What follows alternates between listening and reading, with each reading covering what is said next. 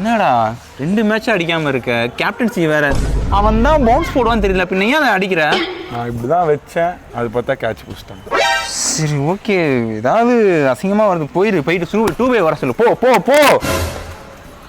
இங்கே பாரு 2 by run ஏகப்பட்டது அடிக்கணும். நீ பாட்டு கண்டம் மணிக்க 6 அடிச்சு விட்டு வின் பண்ற மேட்சை அடி. சூப்பரே.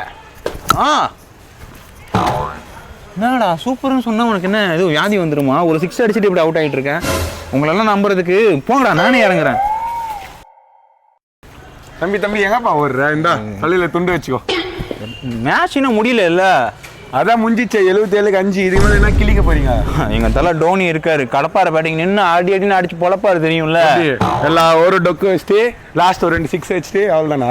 மேட்ச் தோத்தா பரவாயில்ல. எங்களுக்கு பொறுத்த வரைக்கும் தலை டோனி அடிச்சா போதும், எங்களுக்கு அதுவே சந்தோஷம். அந்த டோனி அடிக்கார நான் பார்த்து வரேன். தம்பி எங்கப்பா வரே?